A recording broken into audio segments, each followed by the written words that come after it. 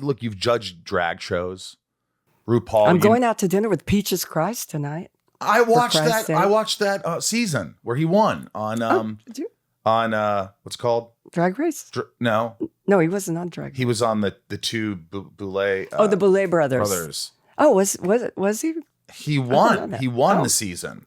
He's and I amazing. watched it. Like I watched some seasons. I really enjoyed it. Mm-hmm. Oh, good. Yeah, I love the Boulay brothers. They're amazing. I love RuPaul too. Are they nervous around you when? Yeah, I think a little bit. Do you notice that most like gay guys are mostly just enamored by you? Mostly, you can feel that. Yeah, I do. And do any of them cry in front of you? Oh yeah, I won yesterday. Like what happened? What happened?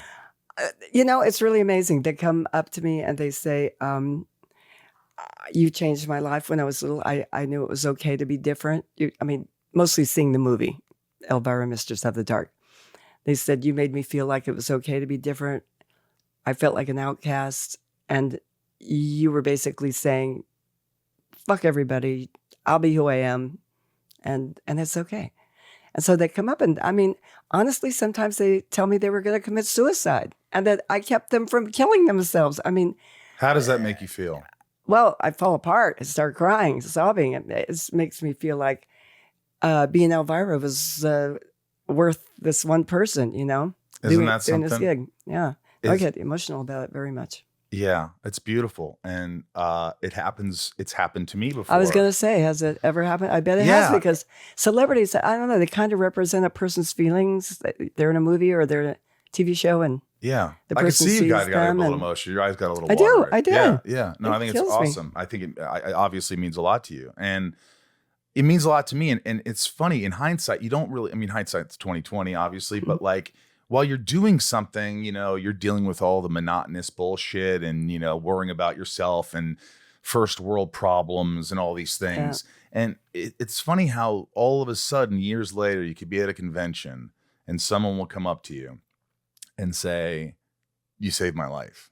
And I'm like, what are you talking about? Smallville saved my life. And I'm like, that sounds asinine. How could that possibly happen? I know. And then they explain exactly why. And then you realize, wow, whatever I did, I'm lucky because I was able to inadvertently help this person. Yeah. And I get emotional too. I'm very emotional about this stuff, but it's. But I realized what a big impact films and various actors had on me as a kid. Who? Do you have that? Well, going to see Bye Bye Birdie and see Anne Margaret.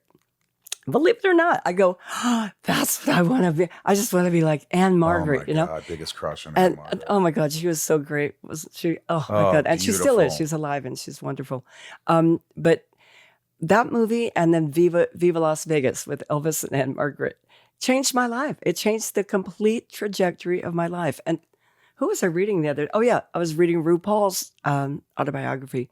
And he was talking about how a couple movies completely got into his head, gave him this idea that he was going to be this or that.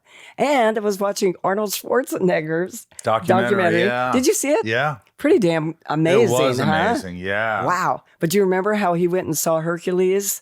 Yes. And he saw that guy. I don't know who that actor was. Did you? And he just said, yeah, I want to be him. I want to be him. I want to be Hercules.